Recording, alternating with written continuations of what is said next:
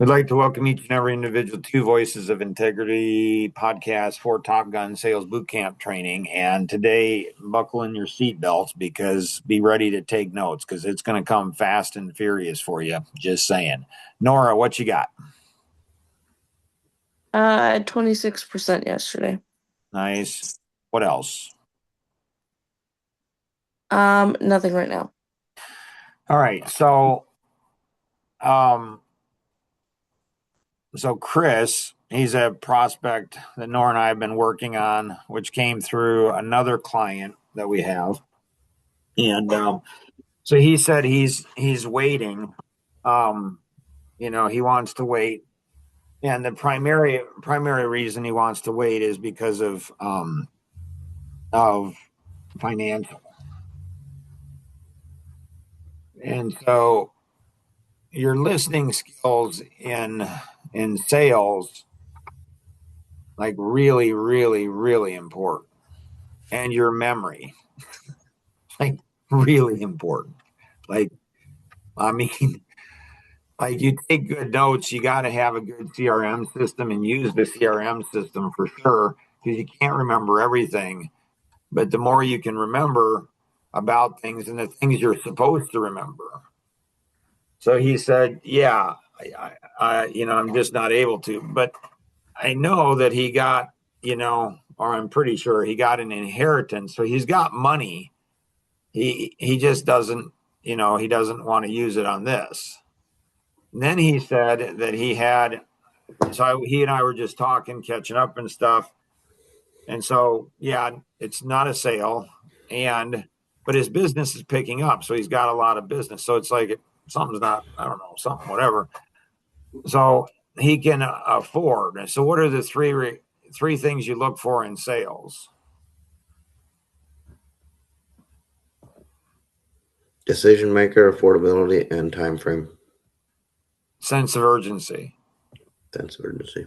So sense of urgency is really important. That's where your sales come in. Are they the decision maker or the influencer? Are there other people involved in making the decision? So sloppy salespeople won't go ahead. They'll miss those things. Do they have the ability to afford it?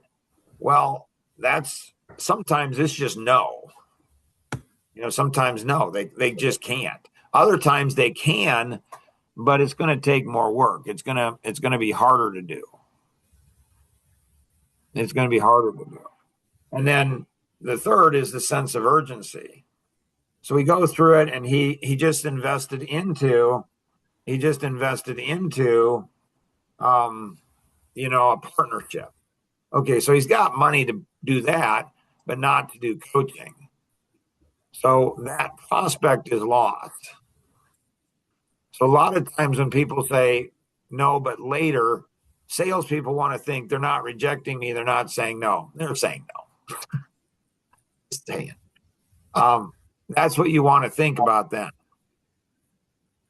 And so when he's doing that, it's no, because he's going to come up with something later, and then he's going to come up with something later and something later, and it's just going to be. And so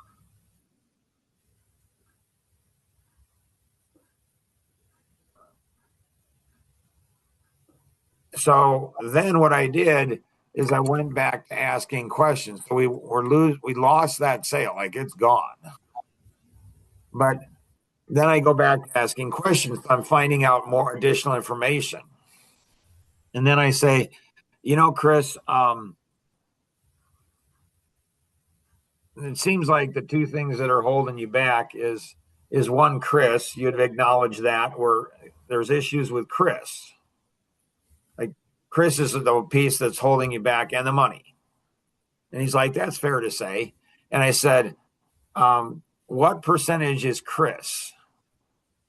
And what percentage is the money? So what percentage is Chris? And I said, just a second.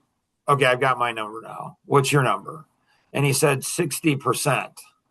And I said, mine was 76%. He laughs. He said 76. I said, yepper. And he's like, okay. I said, but that's not too far off, actually.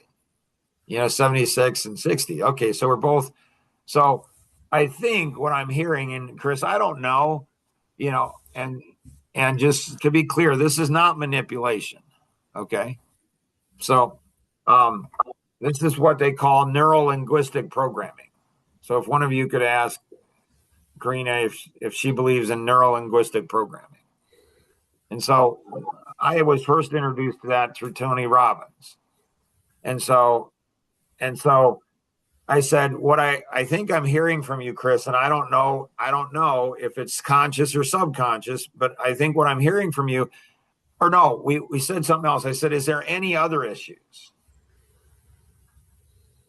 So is there any other issues? Like I'm probing, I'm finding out. So one of the techniques is, here's an objection, but often the objection they're telling you is not the real objection. See, to be successful in sales, to make a lot of money in sales, you got to be smart. I mean, freaking smart. I mean, crazy, crazy smart. But it's not the smart that's in school. It's not the smart that gets you A grades typically. It's being able to listen. It's being able to understand. It's being able to work your mind in a way that is just absolutely crazy. I said, is there any other issues? Because what I want to find out is I want to find out all the issues. And then I want to break those issues down one by one by one. And so it's a lot harder now. It's a lot harder now to sell than when I was in my 20s and 30s and 40s. Why is that? Because you don't need the money. Yeah. Needing the money is a very, very, very powerful motivator. Like when I need money, I can sell like a wild man. When my wife and kids need money, like they need food, a house over their head, it gives me motivation. It gives me drive. It gives me discipline. It gives me consistency. It gives me a lot of gifts. When you don't have that, you're like, so this is why it's good to go ahead and have other people that I'm trying to sell with, because they need the money. It's like, okay, that's motivation for me. So when you're a man, like there's a number of podcasts weekly, and for any men on here, I'd go through this, how to build a powerful man, like building self-confidence. When you can produce enough to pay for yourself, okay, that's good. When you can do it for a wife, okay, you're just a stronger man. You just are. You just, like, I can support my wife if needed. Like, and then if you can support kids, that's even better. And your wife doesn't have to work outside the home. Now, if a woman wants to work outside the home, I think that's a great thing. I think that's a wonderful thing. And so when you can do that to 7 kids, now you're doing 8. Let me tell you, like that's really good. When you can do that, 8 kids, and you can go, or 8 people, 7 kids, a wife, and you can do it for 22 employees. And so you got 30 people that you're supporting.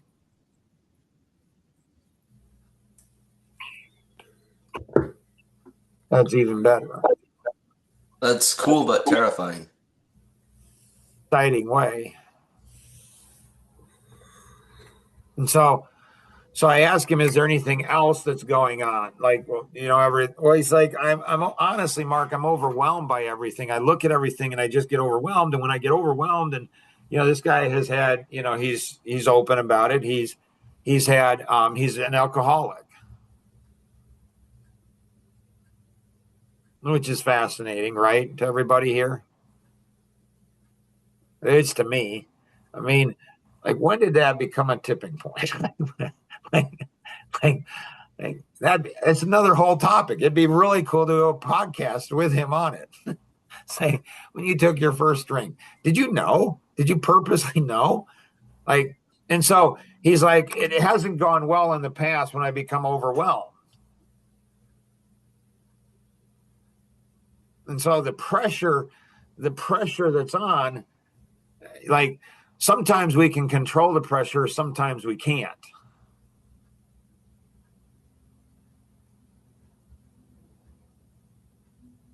Wow.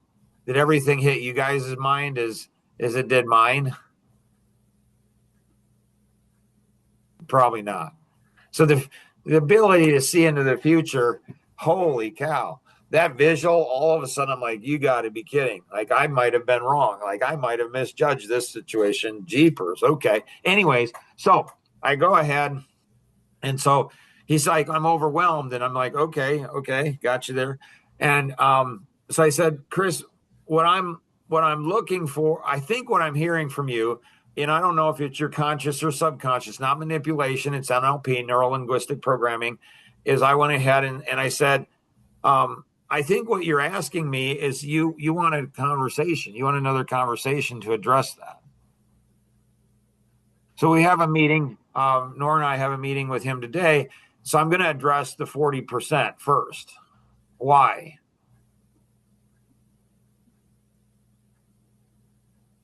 What part was the 40%? The money. So 60% Chris, his own issues, insecurity. He's the one that's holding him back. Oh, when he said about the he's putting a lot of money into this partnership. I said, well, do you think that coaching would help you in the partnership? Well, yeah, Mark, but you can't do both money wise. So he thinks that this partnership's just going to work and make a ton of money. What if it doesn't? He's definitely not, and it's not going to work as well as it does. That doesn't take brain surgery. It's going to be a lot harder than he thinks. And so he's like, well, yeah, you got to have the money. So I'm going to wipe out the money, the 40% that the money's the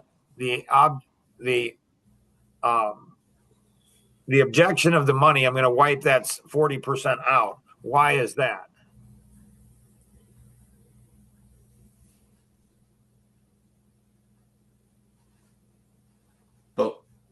Focus on the hard part. Yeah. I'm going to say, like, if I can go ahead and do this. So this is what you do with objections. When you get objections, so right here is where he's at. I haven't lost the prospect yet. That's just good selling. It's not, it just is. And I don't do that a lot, actually, because I don't know, lazy, maybe, don't need the money, maybe. The coaching team, man, they're getting better. Holy cow. Wow. Are they good? So I don't want to do coaching. I don't mind coming in and helping out. And there's a thrill, there's a dopamine hit. But it's like kids versus grandkids. Been there, done that. Been there, done that. Don't want to redo it again. But I'm there to support the parents. I want to be the best grandfather in the world. I don't know what that means, but working on it. So I want to support the parents. I want to be there for the grandkids. So, so now that I'm working on the servicing side, now I'm right in between here, and I've got to go ahead and figure out. I mean, what's my number one motivation in getting this sale?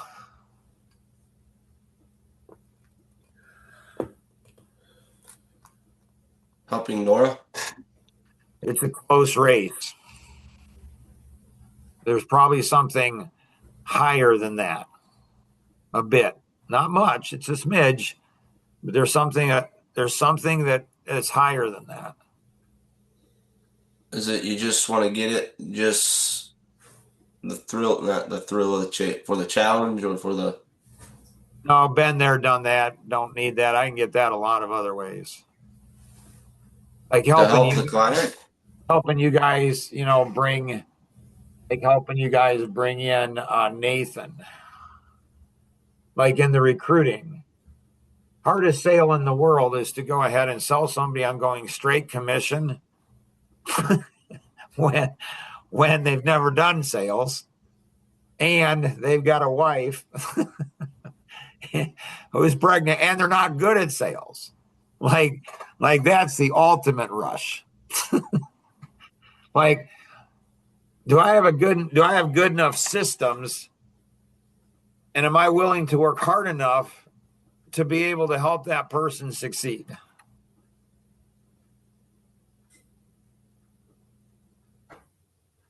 Right? And so yeah, no, I'm not chasing that. Been there, done that. It's okay. I don't mind it. If it's there, it's fine. But it's, yeah, nope. Is it that the client needs the product or needs? Needs it. Yeah. Yeah, he's not healed. I don't know what triggered the alcoholism. I don't know what caused that. I don't know. There's a bunch of different reasons. So I don't know what it is, but he needs it. He needs it for himself. He needs it for himself. And so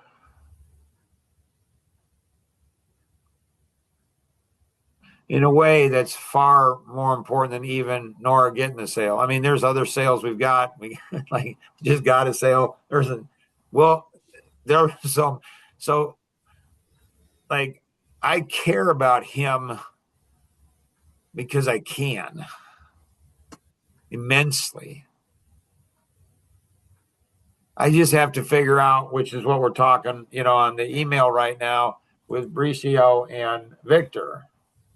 Like Bricio, like I should be engaged in him. Like he's now doing daily reports. Like, okay, good. Yeah. See, it's smart to listen. Trust the system. It's smart to do that. It just is. Because then I get more connected. And it's like, okay, so he wants to be, he wants to go ahead and be a plumber. Does he? That's what he thinks he wants. I think he wants to be in sales. I don't know if it's conscious or subconscious, but I think and so now that he's engaging with me more, now I get to know him. He's showing me commitment. He's got the mental capacities. And so one of the things we're in the conversation about, when I say we, I mean, maybe me, I'm in the conversation about is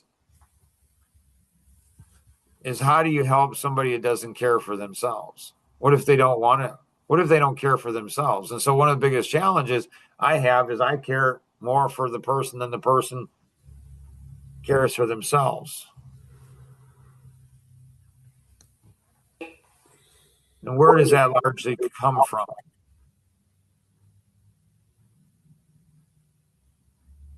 Life vision? Maybe, yeah. I mean, What were you thinking? being a dad. Gotcha. Yeah, being a dad, being a grandfather. Like you just, you go through hurt in life.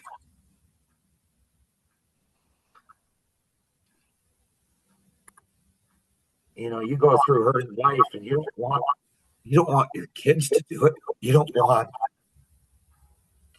your grandkids to do it. You don't want your friends to go through the hurt. You don't want that. Like I don't like with the gentleman at Coffee Connection, he's been after it, working hard, busting his tail off. He can't make a breakthrough. He doesn't have confidence. Man, I heard for him. I heard for his wife. His wife wants him to have confidence like nobody's business. I heard for both of them. Like Chris, like he's like he's enslaved. I hurt. I just feel their pain. And if they just listen to me, but they don't. I mean, but maybe if my sales skills were greater, maybe they would. I don't know. So it's an art and a science. It's an art and a science. It's magical. It's just absolutely magical. And there's so many people out there. And so, the opportunity, like, Nathan doesn't understand. He doesn't understand. But I hurt for him too.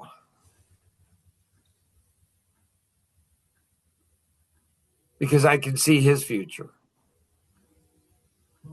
So his wife and kids, and he's got a special needs daughter that's genetics. And it's like, and I'm like, oh my gracious, oh my goodness. And I feel for his wife and his kids. And it's like, man, like there's nobody on the planet that's going to care for him like I will. They're just not. Because you guys haven't been trained how to do it. You guys haven't had life experience on how to do it.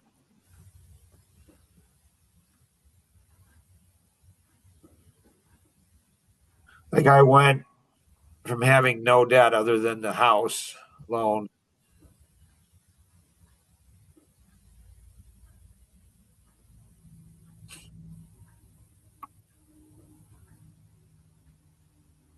to having $500,000 in debt. And the mistake I made is I cared too much and stupid. Like I held on to the 22 employees too long. I can turn this around. My oldest brother is a CPA. When he looked over everything, he's like, "Are you declaring bankruptcy?" And I'm like, no, kind of don't believe in that. Not saying it's wrong in every situation. I'm just saying, like in mine, I'm like, no. Took me 10 years to dig out from that. Maybe 15. Yeah, 10, 15 years. And had people abandon me and had people do stupid stuff to me. And oh my, the crap. Like it's crazy. So when you have those experiences, you don't want other people to go through stuff. You just don't. You want to pave the way. And so I don't know. Caring might be one of my greatest strengths and one of my greatest weaknesses. Like there was a podcast yesterday with my oldest daughter on, and she's like, like one thing you love most about your dad, and that he cares. And what do you not? Well, he cares too much. And so, like, it's so easy as a pastor to just forget that you care because you're seeing people every day. It's so easy to go ahead and just, get up at a pulpit and just have the tears flow. But is there any work behind it? Do you do anything? I mean, I'm not saying they're not. Or for a police officer to go ahead, he sees it every day. Or for a doctor who sees it every day. Or for a medevac who sees it every day. Like when you start seeing it every single day, or a social worker who sees it every day, or a teacher who sees it every day in and day out, you see it and you just see it. And how do you not ever allow it to go ahead and just be a number? How do you always remember you're dealing with people who have lives and souls? And like, how do you do that? It's pretty easy to do it. It's pretty easy to do it.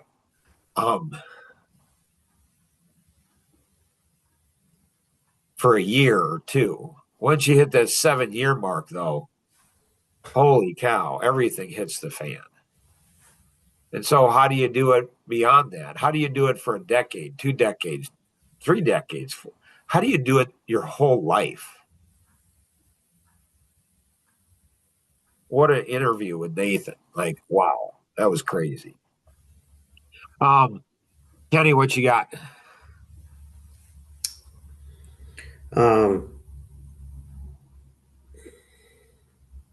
Yesterday I had a guy that we did work for followed up with me, and You just thanked us for coming out, doing good work, and then a future project that we're talking about in the process. And then I want to do an email that I can send out to people, like asking for referrals email. So I'd check with your Action Vision team and see if they have anything in the library. And then, I'd ask them first. And then I'd, run that through chat, through AI, come up with something on your own, run it through AI, do some combination of both and do that. So you guys are all familiar with the 360 BC. Uh-huh. So what about the 360? I have never thought of this in 62 years. I've never thought of this. What about the 360? Well, I kind of have. I thought I hadn't, but now that I think about it, I have. Actually, Tom's the one that introduced it to me. So the 360, asking for referrals. But I've never drawn this, this diagram before. I've never, so I've never, like, this is fascinating. Does this trigger anything for any of you? Rings of influence. Okay. Yeah. So the rings of influence, Tom went ahead and shared. Yeah, he says, I have some. This was like, I don't know, probably, I don't know if it was maybe 7-9 years after I met him. We're talking one day and he's like, yeah, I got this thing called rings of influence. And I'm like, really? Tell me about it. See, and this is the thing that I don't like people, and I get it. Like I was running hard, heavy and hard. So Maslow's hierarchy of needs is physical. Like you got to have, a place to stay, safety, belonging, esteem, and self-actualization. This was actually introduced to me in college. This is where I was first introduced to it. So, there is some benefit that comes from college. And so it's a hierarchy of need. It's called Maslow's hierarchy of needs. So the first thing you go after is physical. That's going to be, health, food, and sleep. Once you get those needs met, then you go after safety, which is shelter, removing from danger. Then after you get those needs met, then you go after belonging, which is love, affection, belonging, being part of a group. Then once you get those needs met, then you go after esteem, self-esteem, and esteem from other people. You look to go ahead and, get it from other people. Then the highest is self-actualization, achieving our individual potential. You're not really interested in achieving self-actualization if you're putting food on the table. Like Nathan, he was talking about, like, I just got to put food on the table. I got to get, like, that's what he's doing is he's running hard on that. And so what's fascinating to me, like Dan Graham, he played for the Tampa Bay Buccaneers. He's a friend and a client. And he said, it's interesting. When I was probably 29 to 31, I think is when it was. He says, what's interesting about you, Mark, is you're very different than other people. People say that a lot, which is fascinating. I'm saying, how so? He said, most people say they're going to do good, after they make all this money. They're going to give time and they're going to give money and they're going to do all these great things after they have a lot of time and money to give. He says, you don't have a lot of time and money to give. I mean, it's going back into your business and your family. He says, but you still have massive amounts of time. And that's before I figured out the secret about time. So here's the rings of influence. So how do you go ahead? And so I would look at I would definitely look at the workbook, library. And which of those would you give to your clients, to your referral partners? Hey, here's a gift. You guys don't even have to do anything. Like, you don't have to invest anything. You don't have to work anything. You don't have to sacrifice anything. It's just there. And so I would do that. and then, be just a tad more intentional, about asking for referrals. And we have talked about this in the past, and that's what groups do you belong to? What district are you in? What church do you go to? What's your interests or passions or hobbies? How do you connect? Do you belong to any associations? That's this right here, actually, is going to be box. What is that? 16, 15. This one right here, 16. So right here, that's this one here. I've never done a course on that. Maybe we ought to do a course on that someday. So you're looking at getting their spheres of influence, because their spheres of influence, there's whole groups of people. When you start selling to groups of people, holy cow, is that there's math. You have so much business, it's insane. Like, it is insane what will happen. Nice. Anything else, Kenny, you got? No. Luke, what you got? Yesterday I did 100%. So I was talking with a realtor about, I asked him like, hey, what could we do? So we have a couple of client realtors that refer us a lot of business. They just said word of mouth, but there's like an organization that we could sponsor, or it's like Realtors are amazing. They're the most amazing people. They will get you to pay for their marketing like you can't believe. You guys have already experienced some of that. So, they will go ahead. They will get you. They've mastered the art of getting you to pay for helping them, pay money to help them. Now, I'm not saying it's wrong. There's no judgment. It's just an observation. It's an experience. Sorry, go ahead. It's a realtors association. It was like, yeah, you can sponsor events and do that stuff. Like, okay, that's cool.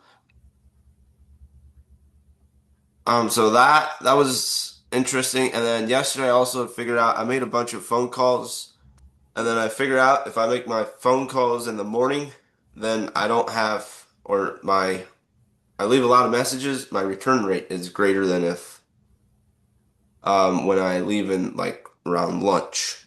Interesting. Nice work, buddy. That's paying attention. That's good sales work right there, my friend. I've never thought of that before. That's an interesting thought. So, two things. Do you know how the realtor stuff connects into one of your new goals?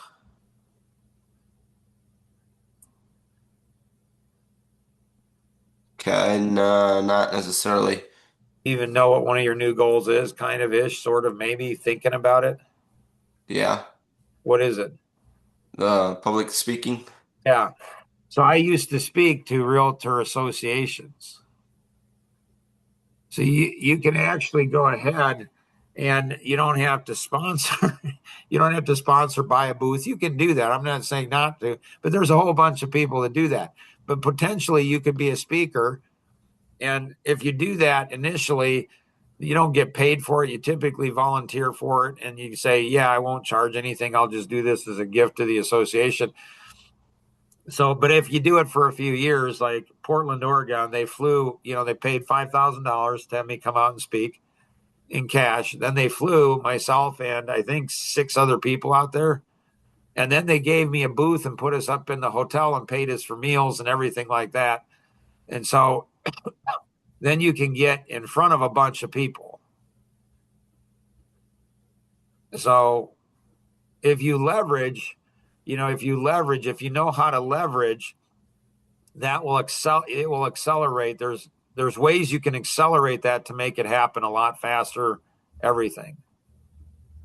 And the experience you're gaining in Coffee Connections, it will pay off immensely. Do you know where I got my experience, most of my experience in speaking? Church. Yeah. I was an adult Sunday school teacher for 10 years. So anything you can do. So it's amazing in life. It's amazing in life on how life gives you experiences, and often it's doing things you don't want to do, you don't like doing. That's why it's good to have a rule: do what you don't want to do. You want to quit, stick with it. Anything else any of you guys have? Nope. Powerful session. You guys are awesome. Keep up the good work.